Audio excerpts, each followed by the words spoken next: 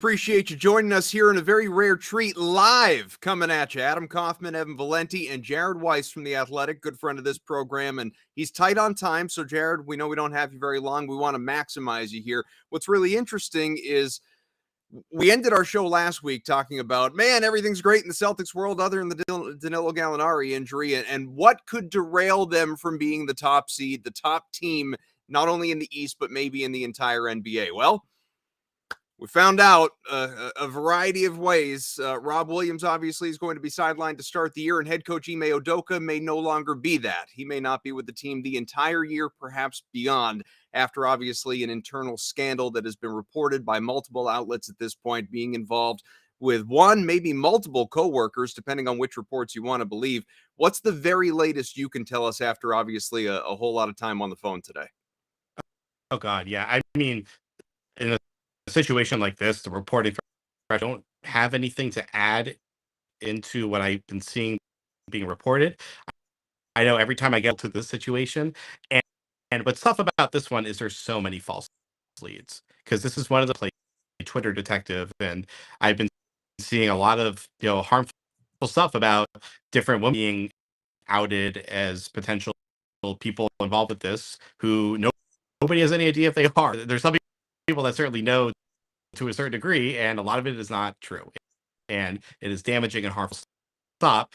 One way this can stop is that the team reveals to a degree what's going on, who was involved with it. So that's going to be an issue. But I just noticed that actually that the Celtics are no longer working on their website. So I guess because people kept going and looking for Target. But so either way, this is a really ugly situation, and it's hurting a lot of people that are in. So hopefully there is some degree of resolution that can happen soon, and it probably will happen at some point. I know that it's been reported that he's going to be suspended for a year in all likelihood, but much like in this Robert Sarver situation we just saw, that's not the end of there could be more things that play out from there. Do you believe, and I know there's only so much you can say because like you said, obviously you're, it's double, triple sourcing everything, but my just instinct, based on nothing more than that, based on what's been reported to this point, all the way to facing a year-long suspension and maybe even possible parting of the ways, which, by the way, is where I believe this is headed. I don't believe Ime Udoka is ever going to coach the Boston Celtics again.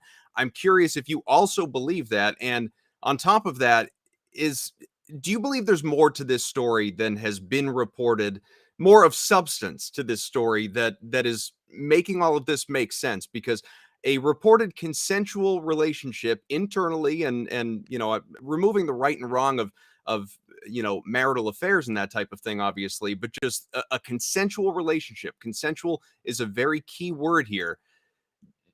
That wouldn't historically, you would think, warrant a year-long suspension or possible termination. I think that the goal is not as cut and dry as it sounds, and the problem is when you say that it makes it, which is not necessarily the case.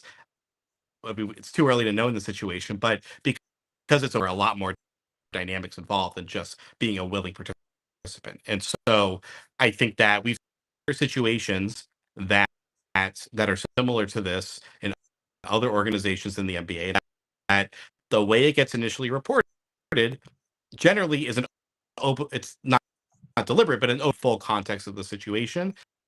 And the more that it gets reported, the more that actually gets discussed openly, that a significant punishment or a lack of punishment can crystallize into reasoning why it came to be that way. And so I think that I don't know if for just a a non-disclosed workplace environment, we're one of the most powerful people in the organization. I don't know if that is even what's appropriate here, but it definitely seems, in the context of Ime's situation, where he has 2 years left on his contract from everyone, him for one of those years, and having him enter the final year of his tenure as a lame duck, a situation you don't really see often in the NBA.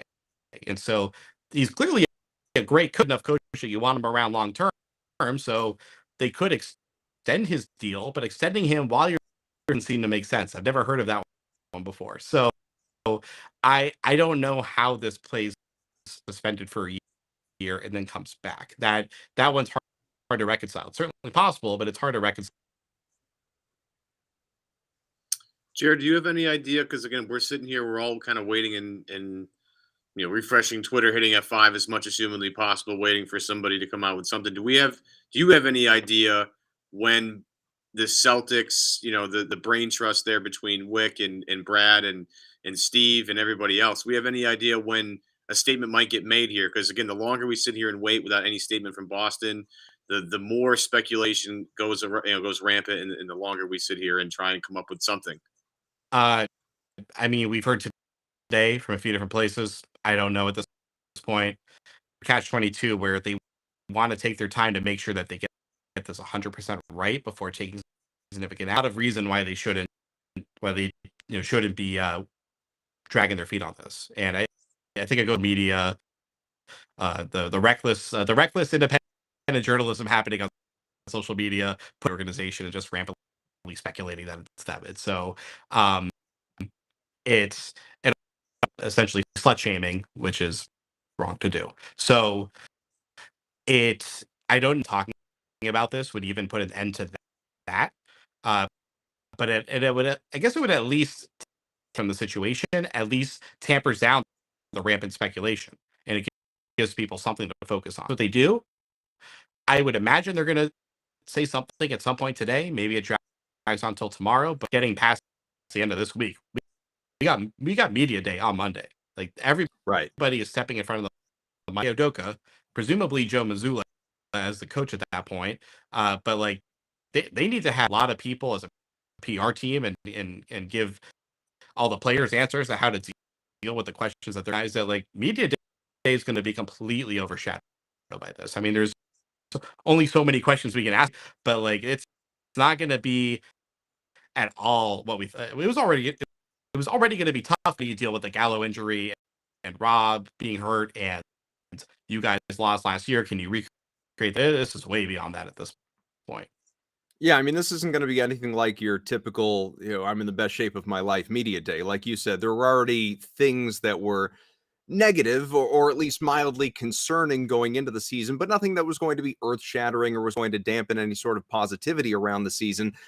Now, though, obviously, with this story, I've heard just, privately and to some degree publicly, obviously, some mixed opinions on Joe Mazzulla. I realize he was, a candidate for the head coaching job in Utah, which obviously went to Will Hardy. And I think the Celtics, if timing weren't what it is, you'd love to have Will Hardy on the bench right now because he would obviously assume this role even ahead of Joe Mazzulla. But now we have to see, another first-year head coach, how the players are going to get behind him. And this is not someone that obviously they campaigned for in the way that they did someone like an Ime Udoka, who obviously had their trust, had previous relationships with many of them, had, so much support. This is now going in, very blind in many ways. And we don't know how that's going to go over internally, how they're going to handle it, how Mazzulla's personality is going to mesh with these players in a leadership role. And, this cloud, like you mentioned, I just sort of feel like the Celtics, Brad Stevens, ownership as well, they need to get in front of this, not just in the form of a release. They need to meet with the media, meet with people like yourself, talk about this a little bit ahead of Monday. I don't think everyone should be answering this question for the first time Monday. If nothing else, Jared, give the players a couple of days to hear what the front office and ownership is saying before they formulate their own responses. I agree with you. I mean, I'll always vie for more press. I think it would be best for them to address it at the very least at the beginning of media day, but honestly, they should be addressing it beforehand. Um, because if you don't take the open questions beforehand, then we're going to ask them on media day to be positive, then, or at least a little bit more positive. I agree with you. And then kind of touched on, I have to go after this, is how does this impact? That was kind of in disarray to a degree a year ago, and then the last couple months, they went through a lot this offseason. Like it was already tapped. Pretty sure losing the NBA Finals is worse than losing in the second round, honestly. As far as like how frustrated and Jaylen Brown was spent months in trade rumors. Sean or White were offered for KD. It's one thing to be in trade talks. He reported it as it was a trade offer. And Jalen knows he was up for grabs for a great player. Derek White knows that. Marcus rumors like this was once again another destabilized offseason. And these underage, they all felt like they were trade chips. And I think Stevens did a nice job of building up the organization throughout the offseason, trading away a bunch of fringe players who weren't really, in all due respect to Daniel Tice, to get Malcolm Brogdon. I think the guys there's 7 core guys on this organization basically that are like clearly vital parts of the organization. And thought like the Celtics really believe in us. And then the KD thing happened. These guys are trade chips still, and like it's not complete. Like Jason's basically the only guy on the team that's untouchable. Do that, and then now you're taking away Ime, and Ime was so crucial to giving these guys, I think, ownership in the organization and in their program that they have there. And you take that away, Joe, and Joe is, I think he's going to be a really good coach. Everybody seems to agree on that. Out to the front of the bench in the NBA, he hasn't had the time to establish those bona fides yet. He isn't being hired in the way that Ime was, in the way that Brad was, where it was like a holiday, and they had a whole PR spin on what makes these guys great and all that kind of stuff. They don't quite get so he doesn't get that little boost that he comes in with the whole red carpet rollout. He's but the good news is he's been there for a while. He knows these guys really well. He's certainly proven himself. I think these guys there, they all know he's good. So, I think if Joe's the coach, which seems like it's going to be half capable of doing the job well, he's just working really steeply uphill right now. All right, Jared. Well, I know you got to run. We'll let you go, and appreciate you taking some time with us and hashing some of this stuff out. Obviously, there's much still to be determined, to be reported, written about, and we know that you will have a story as well in due time, hopefully today. So make sure you check Jared out on Twitter. Follow all of his work on The Athletic. We'll catch you again soon, and through no fault of your own, I realize, we'll get you on with better audio next time. Thanks, Jared. Appreciate it, buddy. Yeah, for the other people in the comment section, yeah, we do see you. It's just an unfortunate part of live podcasting, Adam. When it's live, you just kind of have to roll with it. If normally if we were doing our typical pre-recorded show, we would have said like, Jared, this isn't working. Stop. We're gonna wait. We're gonna clear up this audio, and then we're gonna start again once you're clear. But obviously, Jared's been busy on the phone all day. We greatly appreciate him, having any time to set aside for us and talk about some of this stuff.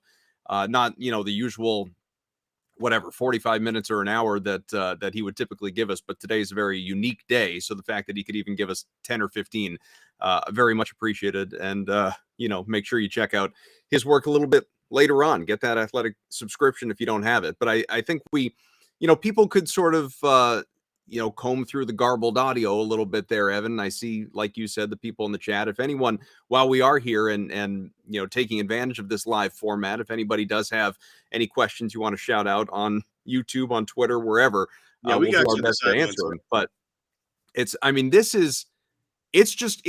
I can't remember a Celtics offseason like this one ever, obviously, but even ignoring like the sloppy reporting and lack of details involved in this situation, just the chaos of the last few weeks leading immediately into a season. Like we talked about it, media day is Monday, man. Tuesday is the beginning of training camp. Preseason games are weeks away. The regular season is, less than a month away. And we're sitting here talking about the Celtics having a brand new head coach. They were just 2 wins away from a championship last year.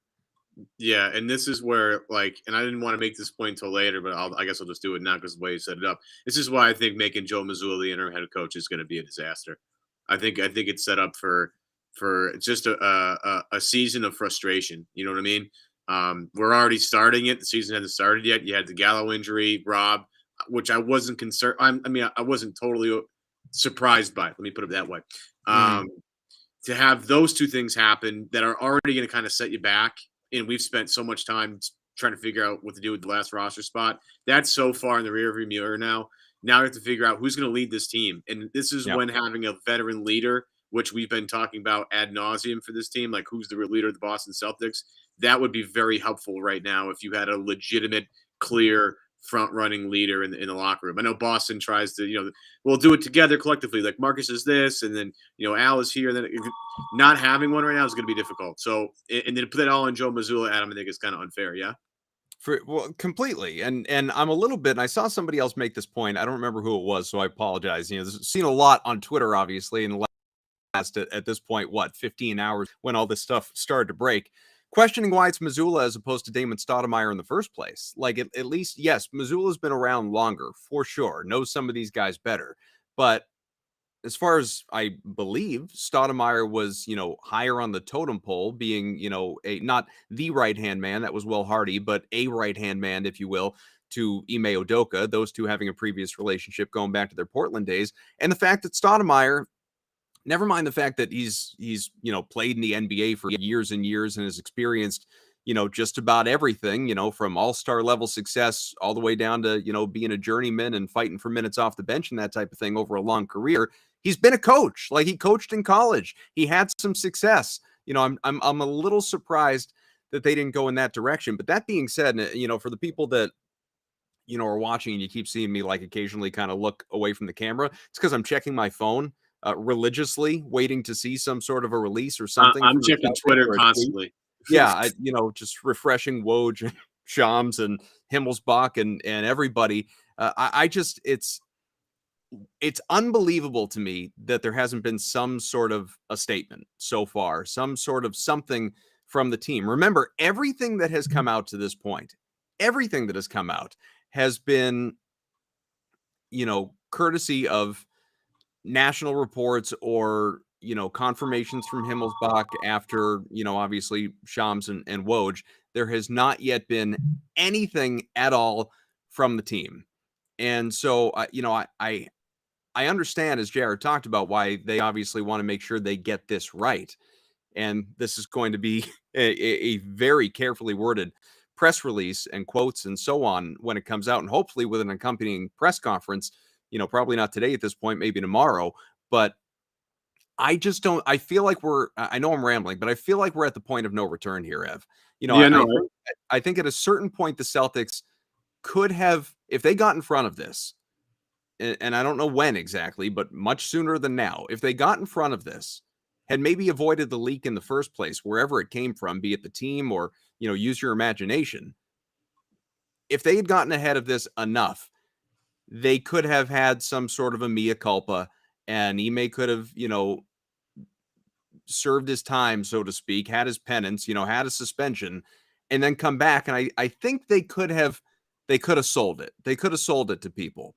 Do you think this caught the C's off guard? I think the leak. Well, I don't know. I don't know. I don't buy that at all. I gotta. The news didn't catch them off guard. When did you text me last night? Because I was already asleep. Who can remember what I texted? I've sent a lot of texts at this point. What's right? that? You texted me like 11 o'clock last night, right? Like, Evan, wake up, like stuff's happening. Yeah. Okay. So from 11 o'clock I don't believe the Celtics night, were caught off guard. Just for the record, the Celtics were not caught off guard by this. They've known about this for days. That's been reported. Right. So my point is, I don't think they were prepared for it at the same time. How can you not be prepared? Like, okay, you texted me at 11 o'clock last night, like, hey, something's going on. Again, I was already asleep, so I apologize. Sure. But at the very latest, 11 o'clock last night, and we are now at 3:30 Eastern time, 3:24, if you want to be exact. Yeah, 10:30 is when Woj had his very first tweet. All you've been working on is this, in your response to this. Now, I understand if you're trying to dig and you're trying to figure out exactly all the pieces of information, but there has to be, you've had over 12 hours, almost, we're going to get, I guess, 24 hours and a little bit here, a full day of an idea of like, what are we generating for a statement? To not have something by now, again, is reckless to me. And you're letting all this other stuff, and it's all these other outlets that are trying really hard to uncover this whole thing. Let them go crazy and run rampant here. Like, you're getting names thrown in there unfairly and unjustly. Like, this is just kind of really, really bad. and it's going to all reflect very poorly on the Celtics organization. The fact they don't have anything right now is kind of inexcusable. Like the Celtics are a multi-billion-dollar corporation here. They have all these tools at their disposal. There's no excuse for them not to have anything done at this point. And again, with media day coming up, like as Jared pointed out and you've pointed out, like this is going to come to a very big head very, very, very quickly here. So if you want to be like, hey, we'll talk more about this at media, because like, yes, this is going to be a conversation on media day, folks. Like, let's just get something really quickly straight here. This is going to be a conversation. It's going to be a conversation with every single person in the locker room. And I don't care what Jeff Twist or anybody else tries to say about, you can't ask these questions. They're going to happen. And Boston needs to find a way to get out in front of this. They probably, and again, I'm not saying I can't, we have to be careful here of the way we word things. I would guess they knew about this prior to any tweets last night. They definitely did. Listen, Brad Stevens was at the Garden last night for the ABCD Hoop Dreams tournament.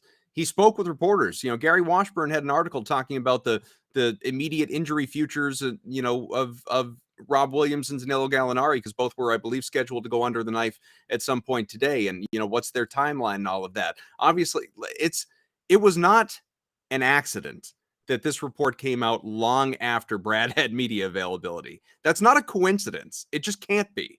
The team has been aware that this was coming. I'm not saying it was released in the way they would have chosen to release it. I certainly don't believe that, because I think they would have liked to have done it themselves. And I think it's also, I tweeted this, I think it's noteworthy, Evan, we've talked about this before, the fact that like Brad Stevens, I don't believe for a second it came from Brad. And I will tell you why. When Brad wants to keep something quiet, his hiring as head coach, various extensions, promotion to president of basketball operations, telegraphing moves that he has chosen to telegraph versus the ones that he's given you no indication of. Brad Stevens is as close to the vest as they come. He is not someone who is at all reckless. So if, and I'm saying if the leak came from within the Celtics organization, it didn't come anywhere near Brad. I don't believe that. I really don't, because I think he does a masterful job of keeping things internal. And why would Brad leak something like that? Someone wanted this to get out.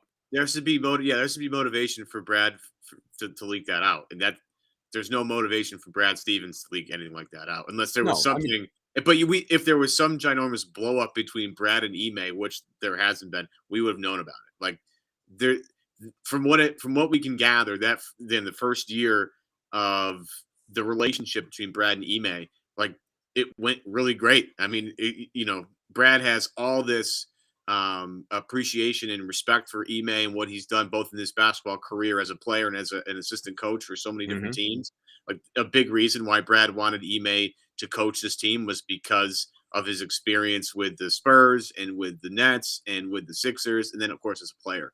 Like that relationship, to me, again, if it's bad, again, everybody did a great job of keeping that under wraps. Again, this is a really unique story here, and it's just where did it come from? How did this get out? What do they do? Like this is it's getting kind of ugly, and this is again comes back to this needs to be addressed like sooner than later here. And as I scan Twitter as quickly as I possibly can, again, I don't see anything, but this reminds me of a little bit in terms of a karma situation, not a karma, but just like what are you, Enes Kanter now? No, please do not. You're gonna start invoking karma here. Enes needs to tweet earlier. He needs to take Enes needs to look. I have a phrase, and I want everybody to just to notice this. You don't have to tweet, like you just don't have to do it. And Enes, like you just don't have to tweet, bud. Like take a back seat for a second. But like. You had years ago the Kyrie, Gordon Hayward, they had the nice press conference, looked at each other, like whatever. And it was this huge thing. And then in 5 minutes into the regular season, bang, gone. There goes everything. Now here we are before the season even starts, before even media day starts. And it's like, oh my goodness, like couldn't even get to media day before all this blew up in everybody's face. And it's just unfortunate timing and an unfortunate, like, because we all got super excited after the NBA Finals run, and we're like, oh, Gallo signing, Brogdon, like, oh man, like you're getting revved up for a season. Like the Celtics were the title favorites in certain books. Still are. Still Yep, are. right. So it was all looking Celtics, all coming up Celtics, all this great stuff, all this great energy, and all of a sudden, bang, bye. All that energy is gone. And now we're sitting here, Adam. Who the heck is going to lead the Celtics in 22-23? And as I said before, and maybe we can get into this a little bit, like we talked about maybe being Mighty Mouse on the bench. Like somebody, I feel very uncomfortable handing this team over to Joe Mazzulla. And I'm not trying to say Joe is a bad coach. I'm not saying that. He just may not. I mean, Jared alluded to this. He just may not be ready yet. No, and that's why you hear names like Frank Vogel. Mannix threw that out earlier. Like, is that a guy with championship experience who is known as a defensive head coach? Like, that's not a bad idea. Not a bad idea at all, in my opinion, considering what he's done as a head coach throughout his entire time. Like, well, keep in mind though, Mannix said that he would be a candidate to join the staff, not to be the interim head coach. Well, so I think Mazzulla would need somebody a veteran like that. voice behind Mazzulla, which I would support 1,000%. Totally support that. Anybody that's had prior coaching experience, like, and I'm not saying Damon Stoudemire is not a good replacement either, but like going from Pacific to NBA head coach, Adam, I think is a little bit different. I think that's a little bit of a jump there. And it is unfortunate Will Hardy's gone because he would have been perfect for this particular assignment. And it's just, again, bad timing. But there's got to be and again, I like Joe. He's been around the players for a long time, so they're comfortable with him. But there has to be someone else that you can bring in. Okay, because, again, like you, right? Like you, I do not think that Ime is coming back to the Celtics. I think they are done here. So yeah, I mean, I think that's how we should operate going forward, at least in the context of this show, and maybe later on today we'll get some news at some point. Maybe it winds up breaking before we do get out of here. We appreciate everyone being with us. If you do have questions, we see you guys in the chat largely talking with each other. But if you have specific questions, we're happy to attempt to address those. I don't see it. I don't see them massaging this situation. I don't see them, him being out for a year and then coming back and sort of regaining control of the locker room in the same way and being able to preach the same things about personal accountability and character and morale and all of the things that were like trademarks in listening to Ime. Like, we would joke throughout the season calling Ime Captain Accountability. If there's someone who has not been accountable for his personal behavior, it's obviously Ime Udoka in this specific situation that has led him to where he is now. So, I mean, you're going to lose some respect, obviously, from members of that locker room, I would think, if he hasn't already. I realize, based on the reports, players are already in the know. It's just I don't know. They're sort of to talk out of both sides of my mouth for a hot second here, Ev. There's a part of me that looks at it and says, man, like, what a missed opportunity against the Warriors. Like, you were so close. So close. You don't blow that one game. Maybe you win from there and you don't go on the losing streak and you win the championship and you get that ring. And I'm not saying none of this happens. I'm just saying at least you have banner 18 in the rear view. Like, that has happened. You have that. You've got that in your pocket. The banner's getting ready to be hoisted on opening night. There's another part of me, though, that doesn't look at, like, the storyline, the PR of it is an abject disaster for sure. But if I'm just looking at purely what happens on the floor this coming year, be it under Mazzulla or whether it was under Ime or whether it was under, Will Hardy or Damon Stoudemire or Frank Vogel or you name it, I just think coaching only matters so much in the NBA. Makes a difference. Ime's a good head coach. He proved that last year. But I also believe that, Brad Stevens was a solid head coach. And, they never got as far as they did under Ime last year. So ultimately, what matters way more than coaching, like, coaching might get you another 5 wins, right? Or maybe it does help you in the playoffs in certain instances. But ultimately, talent prevails. And we talked about this with Gary last week, if they are healthy, which of course they're not entering the season healthy with the Rob Williams injury, but if come playoff time, they are mostly healthy. Their key guys, their key rotational players are mostly healthy because this is still a playoff team. Like, you don't lose Ime and all of a sudden you're not going to the playoffs. If they go to the postseason mostly healthy, I still am a believer in them. I don't think this is the kind of thing that is going to derail their season, as ugly as it looks right now, on the cusp of media day. Yeah. And it's like one of these things where, as we saw in the NBA finals, and we saw throughout, the NBA playoffs, like these little tiny minuscule advantages that you have, they're all important. They all add up. And I believe that Ime was a very, very, very good head coach. Mhm. And his staff did a wonderful job. Not having him is going to be a blow, and because it's the having smart people around, especially when you have young talent like Tatum and Brown who are still growing. Like having those guys in their ears, that's really important. And having a guy that can see it, like Ime and Will Hardy did last year, and again, everybody on the staff, it's all collective, but it's like this. I think this is kind of in terms of the development of Tatum and Brown, like this is kind of a big deal. And Mhm. like those guys can do their own stuff off the court, and they all have their own trainers and all this stuff. But having what do we talk about all the time when it comes to quarterbacks, Adam? We talk about how consistency is really key. Look at the Patriots going from Mac Jones having Josh McDaniels to Mac Jones now having Matt Patricia and Joe Judge. Like there's no consistency there.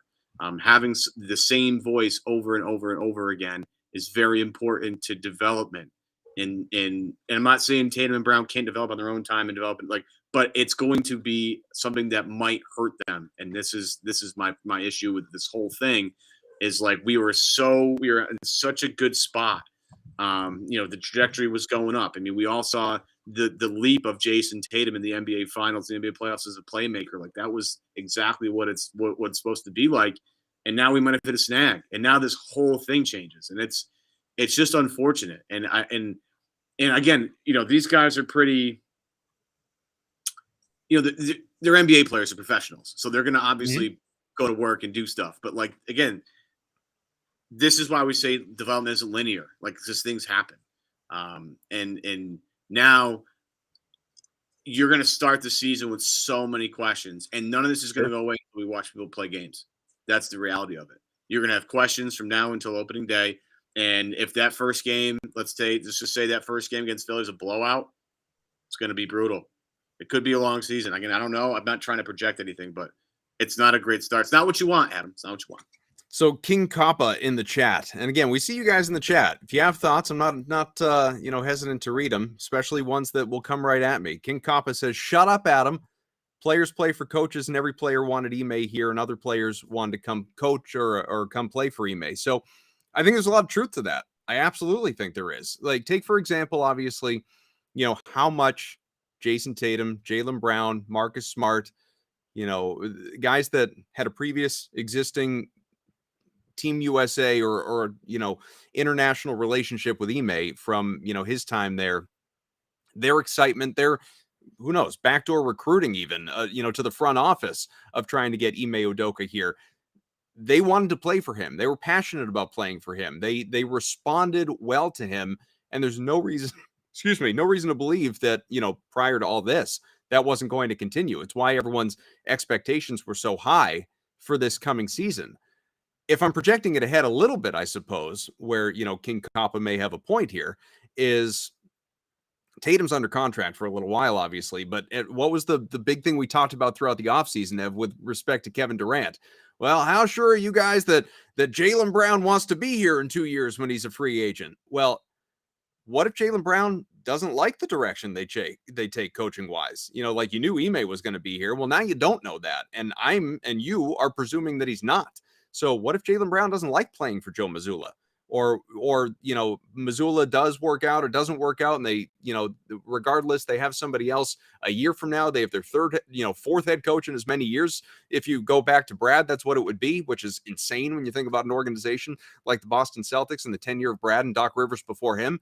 But if Jaylen or someone like that all of a sudden doesn't believe in the head coach, yeah, I mean that's going to speed up the process of potentially leaving. So it's a concern. Like there are a lot of concerns that come out of this whole process, unfortunately, all because, based on what's been reported out there, Ime couldn't control himself, No. Even in a consensual way, couldn't control himself, that you don't, there are a reason that rules like this are in place at any company, not just talking about the Boston Celtics, but there's a reason why it's part of their code of conduct. It is, I realize like inter-office relationships are a thing. They happen everywhere. If you haven't been in one yourself, someone who has. Like, it's very common. I'm not dismissing that. Plenty of people get married, out of those relationships. Great, like, good for you. But there's just no way that Ime was involved with someone who was an equal to him in terms of status within the organization. And I Right. say that because he's a head coach. Like, very few people are at that level. So, then you're, and this is, we don't want to speculate, obviously, but just like connecting the dots, then you're dealing with a potential subordinate, or, like any number of areas that make this whole thing so incredibly messy, Ev. Yeah, and I'm looking at, again, this is, and I'm not trying to say that these guys are going to break some C's news. I'm just throwing it out there because it's out there. Merloni on his show today, and they just tweeted this 18 minutes ago. Quote: "One of the reasons why maybe they're so quiet, and I've talked to someone today that I think is tied in over there, is that pretty much they're negotiating a separation." And I believe it. That's how I feel. Where we're at here. I guess the question that I have, and I've seen it a bunch in the chat here, is does Brad Stevens walk down from the Pobo chair and bail him out for a season? Is that what you want to do? I don't think it's possible. I don't think you can put you can't, like, it's putting the toothpaste back in the tube. I don't think you can do that with Brad. I know, and look, Brad's a great head coach. I don't think he's also done great in his current role. I don't think he wants to coach. I think he's done with coaching. I think he likes what he's doing. I think he has a better relationship with his family right now. I think that matters a lot to him. But like, I again, and especially, and shout out to Annie Hallex over here who points this out really quickly. He is a great GM. Why would you want him doing something else? Right. He's an excellent GM. So to your credit, like, yeah, he's absolutely great. It's just, and what's interesting here is, if you are a head coach, like, just circling out there in the stratosphere, and I'm sure Kaufman could, Seth, get out of here. Kaufman could not coach. That's and like, no, I don't believe I could. But that speaks to, some people have a real varying degree of belief on how much coaching matters in professional sports, but certainly in the NBA. Yeah, I think in the NBA with this particular team, coaching does matter. It's not like you have like LeBron or Kevin Durant where you could just say, like, yeah, at the end of the day, like, give that guy the ball, he's going to just go. You don't have one of those guys yet. Like, and Tatum is, I don't think, quite there yet. You're going to have to find someone, who's a good X's and O's guy and can connect with players like Ime did. Like, that was kind of the beauty of Ime is you had a guy that understood how to talk to players and get them motivated. And, you can question the tactics at the beginning of the season. I sure as hell did, including that Knicks press conference, which was an absolute debacle. Yeah. Did not like that at all. But he got through to guys, and from an X's and O's point, like, that team was still really good on both sides of the ball. To find that guy now, this late in the process, is like impossible. Man, it's just all this is super unfortunate, and it's just bad timing. And yeah, I mean, it was an exhaustive search to find Ime Udoka, in general, and not exhaustive in that, like, you were looking overseas or whatever, but like, you interviewed a lot of different candidates, guys who have become head coaches since, obviously, in the NBA, and decided on Ime. He sold you, you sold him, and it worked. Like, it was a bumpy start maybe in terms of getting everyone to buy in properly and implementing his system and everything like that. But, that final third of the season, let's call it, on into the postseason, it worked, man. It was great. Again, reason for enthusiasm this coming year. Now you're choosing, just days away from training camp, a few days away. Now you're choosing from like 2 guys who are on your bench already.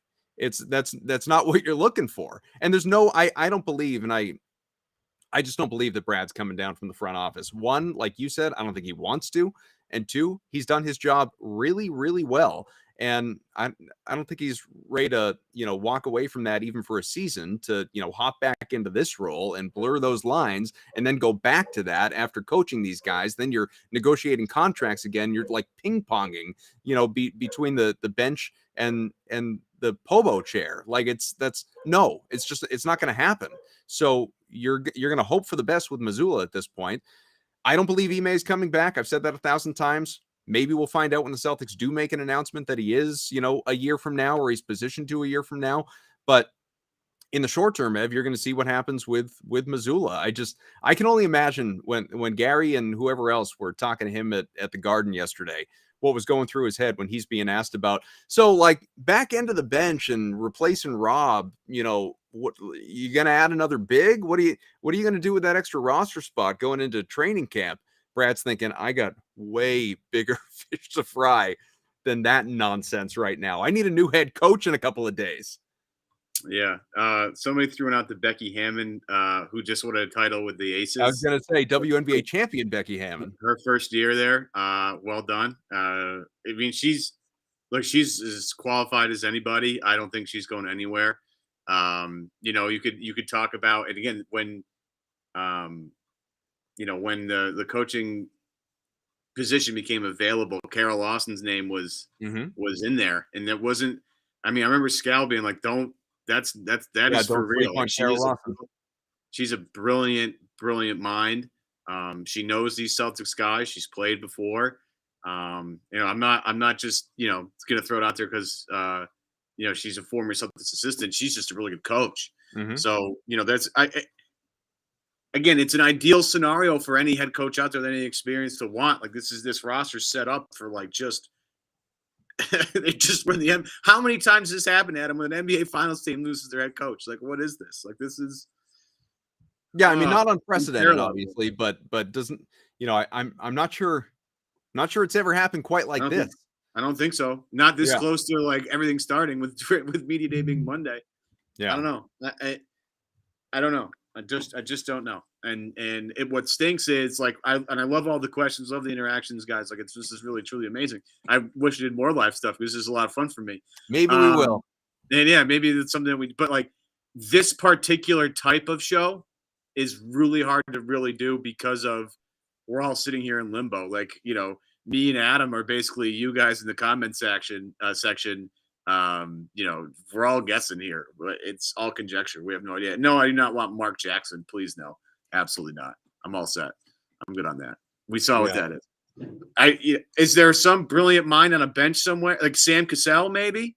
I don't think it matters. I don't think that matters at this point. What I mean when I say it doesn't matter, I mean like it's going to be Missoula. Like they've basically already said that. The reports. I think it's such a bad idea. I think it's a terrible idea. I'm just going to go out. That would be a terrible idea. I'm going to stay because again, I was adamant about Ime, and I feel sort of bad about that now. You equally adamant on the other side about. I mean, I think Sam Cassell would be a good idea. I'm just going to throw it out there. Yeah, it's not gonna happen though. They're not gonna bring in a guy to coach the team, starting in training camp. I guess like because of at least this isn't like like Paul Westhead taking over the Lakers, right after Jack McCormick fell off his bike. Like that, this is different. They've got guys in house, and they believe it. Like obviously Brad Stevens and going back to Danny Ainge, like big believers in Joe Mazzulla. What you think, what I think. Or what people in the chat think, like that doesn't matter. What matters is what the front office thinks, what the players think. And, hopefully they're sold on Missoula. We'll find out. What I keep coming back to, and I'm not going to speculate. I'm not going to speculate because it wouldn't be fair. It'd be irresponsible. What I keep coming back to is that I just believe there is, and part of the delay is that there's more to this story that we don't know yet. It's too... there are just too many questions. There are too many questions for people to then turn, people like ourselves to then turn and say, yeah, that makes sense. Year-long suspension for that. It's more complicated. I just believe it's more complicated than what we've heard so far. Considering that the option is he's not coming back, and like that's the option. Yeah. And it's gotta be. And by the way, he'll get scooped up, in a relative instance. And what I mean by that is like the next coaching cycle, obviously he won't do anything this year, but the next coaching cycle, he'll have a job. Oh, no question. In a minute. He won't be unemployed long. It won't take long. But like, I don't know. This is just not what you want, Adam. Not what you want. And again, a good question in the comment section, is this like a league-wide thing or is this a Celtics thing? No idea. We don't know. But to bring it back to full circle here, the reason it why, doesn't matter. yeah, It like that wasn't one of the reports that this was along the way, like long before this became public. Because again, the team has known. It was communicated to Ime Udoka like, "Hey, stop it! Like clean up your mess, so to speak." And he didn't.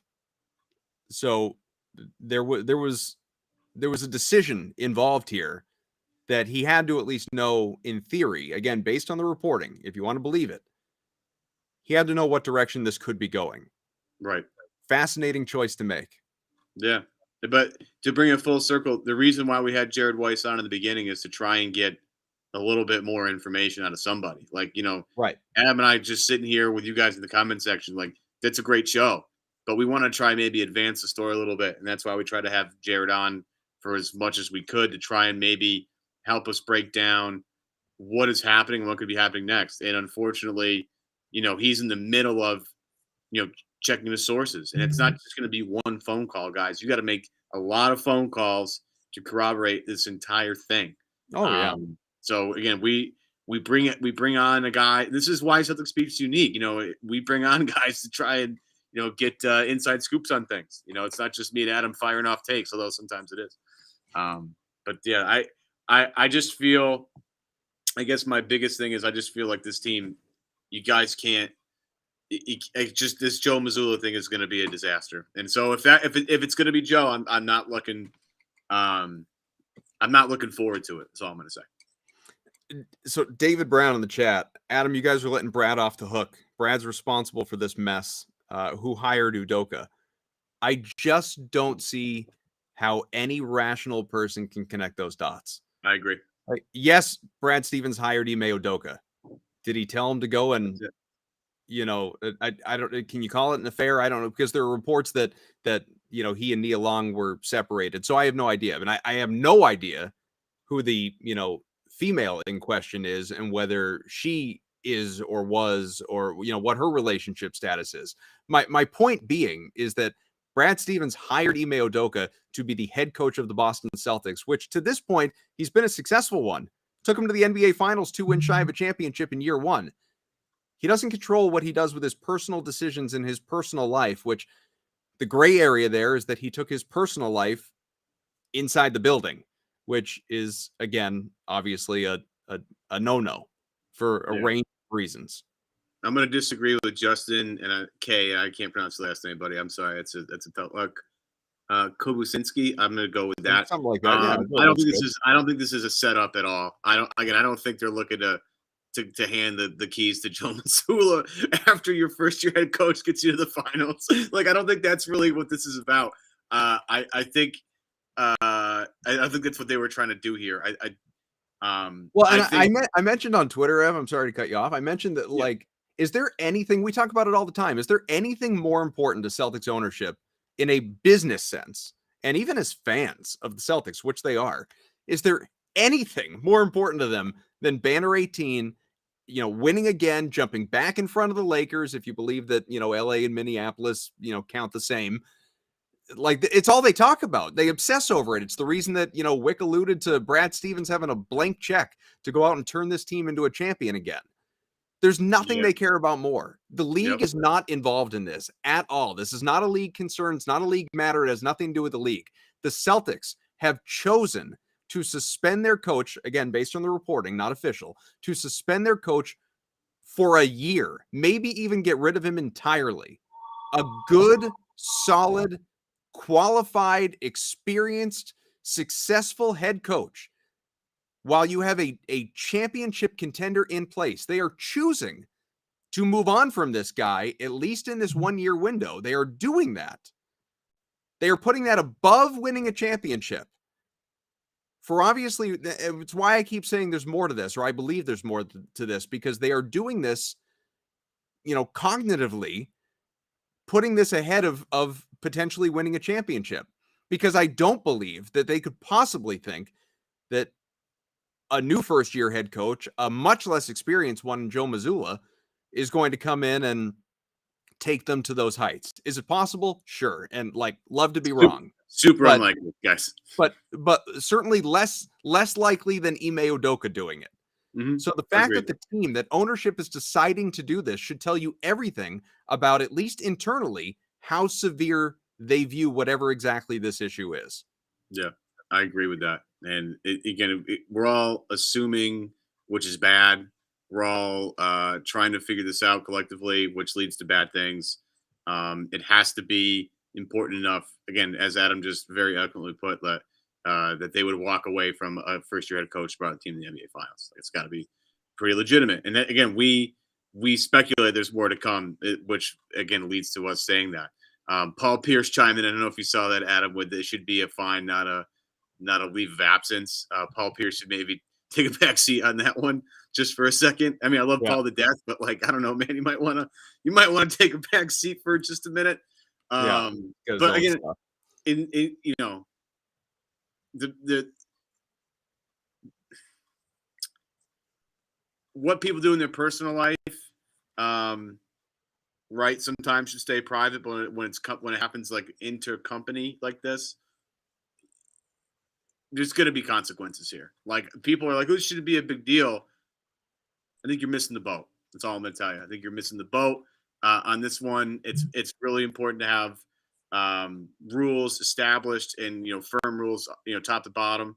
And when people screw up, they need to be held accountable for that. But again, we're gonna see what it all looks like whenever we find out. Again, no word from the Celtics as we continue to refresh Twitter and hit F5 and all those things. No word. As much as we would love to, because the viewers are still climbing and we appreciate that. We'd love to just sit here until we have news. But yeah, I mean, we don't have stuff to do or anything.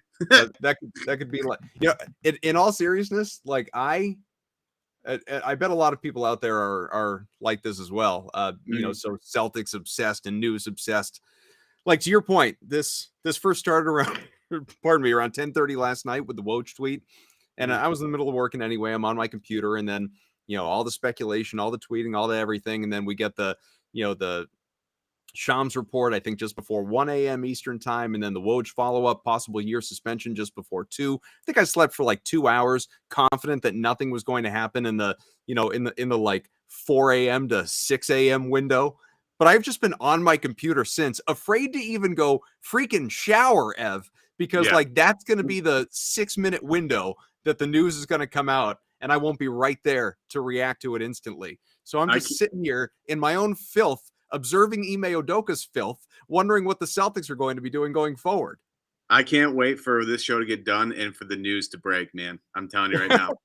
But at least we can say, in the, what was it, Bill O'Reilly? F it, we did it live. At least it happened, right? For those of you who follow this show, not live, understand exactly what I'm talking about. It's the 10 minutes after we get done here, it's going to come down, and that's kind of why we're hanging out right now, because we don't want to miss it. So listen, we are going to get going in a couple minutes, but just to talk about something of actual substance, we really have not talked about Rob Williams at all. And, that was the big story going into this, show before everything Ime Udoka happened. So what's your level of concern about, Rob now in late September having another arthroscopic knee procedure that's going to keep him out, for anywhere from like probably 2 to 4 weeks to begin the regular season? So my panic level here was not a lot, because I've kind of expected this to have a little bit of a hang up. That's just from when we started this whole journey back in March, April, or when Rob got hurt, then he came back. I just assumed that there would be something that would come up to probably derail his, start time. I was kind of shocked that we hadn't heard anything because of the nature of the injury, and those things tend to linger. I mean, for those of you that are real diehards, I'll go back to the Dr. P interview we had about Kyrie Irving's knee tendonitis, and thinking about that came back right into my head as soon as Rob got hurt. I'm like, yeah, sometimes knee things tend to linger a little bit, and knee tendonitis or anything when you operate on a knee, it could linger for the rest of your life. I just assumed that Rob would probably have to have things cleaned up, and it probably will happen several times throughout his career. That's not the only time that he does this. As I will continue to say, like, I don't really care. Well, at the time I didn't care, but now I kind of care a little differently. At the time before this whole happened, I didn't really care because it's more about having guys available in March, April, May, June. Sure. But it's just part of the process of him of him healing. I thought when they why get the surgery now. I understood the fact that they would probably want him to stay off it to see if he could heal without surgery. I know guys, you tend to try and do it that way. You try to let it naturally heal. It's better for your body versus operating again. But if it's really bothering him, you're going to have to. And from what we can gather, it seems like he was doing pretty well in his rehab. Didn't have any setbacks, didn't have any swelling or anything until very recently. So that's somewhat of a scary thing. But again, I expected this to happen anyway. So I wasn't totally shocked by it. And I'm not overly concerned about it. But it's something that they're going to have to monitor throughout however long they have Rob. They're going to have to monitor that knee and figure out what the best case of action is.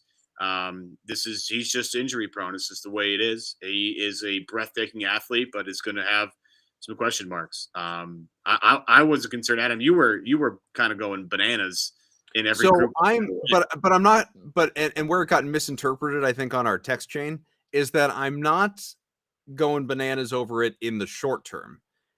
It's just sort of an extra layer of, again, something we've said before. This is why Rob Williams got the contract that he got, which was viewed as such a steal and is a steal.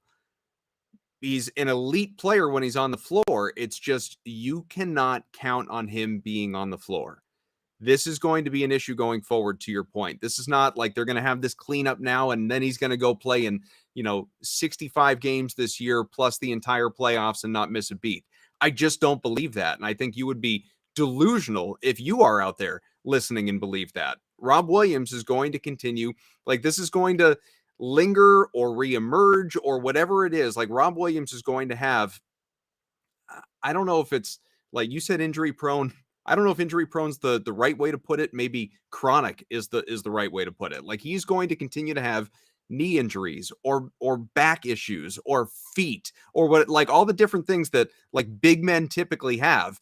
This is going to happen with him. It is going to happen. And that's why, he's quote unquote underpaid, or why like Grant Williams may get a fatter contract than Rob Williams did is this is the reason. So I'm not alarmed by Rob missing first couple weeks or month of the regular season if that's what it comes down to. Like, they'll, skate their lane. They'll figure that out. Like, they're a good team if everybody else is generally available. I know Gallinari's not, and people have mentioned him in the chat.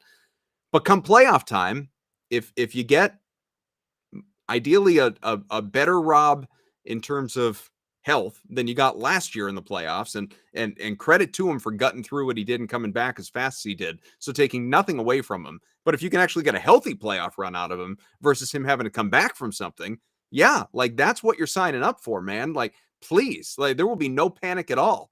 But the panic comes from, you just don't know. You can never go into a season expecting we're going to have Rob Williams the same way that I think you say we're going to have Jason Tatum, who's durable as hell, or at least has proven to be so missed far. like 5 games last year because he had COVID Right. or whatever. Like, guys Right. Iron Man.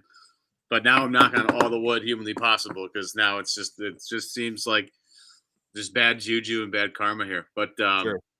Rob, the thing is, knees are sort of important to athleticism, and athleticism is a really important part of Rob's game. So, it's going to be something they manage for a while. This was something that we talked about ad nauseum on a lot of shows. Their center depth is going to be really important in how they manage not just Rob's minutes, but Al's minutes too. And that's something that, Joe Mazzulla is going to have to figure out, which gets me back to, I just really don't think having Joe Mazzulla as the coach is a great idea. But not great start, guys. Not a great start, everybody. And I don't know. We sit here and we wait and we wait and we wait, and we're just waiting for answers. But shout out Kelly Olynyk, who's getting traded from Detroit to Danny Ainge in Utah. Boston? Oh. No, he's going. Unfortunately, of course, he's reunited with Danny Ainge. Of course, had to just throw it out there for some positivity, I guess. I know. Shout out Kelly Olynyk. We love Kelly. Big fans.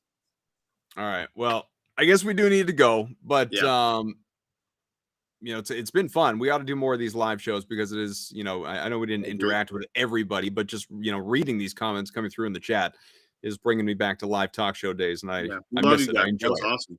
Thank you. So thanks to Jared Weiss, obviously, for hopping on. We sort of, we apologize on his behalf with respect to obviously the audio quality, but like it's not Jared's fault. Tech, man. Sometimes it works, sometimes it doesn't. So we appreciate him hopping on, providing the insight that he could. I'm sure he will have a more thorough report in The Athletic as soon as he is finished, obviously, vetting everything. You don't want to come on and start spouting stuff without making sure your source. That's what makes him reputable. So we thank him for coming on. Obviously, we'll have him on again soon.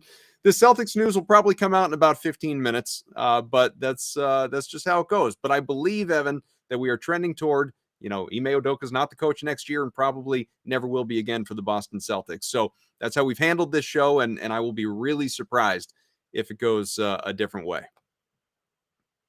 Yeah. Anyway. Thanks, guys. Appreciate you joining us. Thanks to you. Thanks to Amit as well, and Xanis and Nick and everybody else. We appreciate all you guys. Evan, Adam, we'll catch you again next week.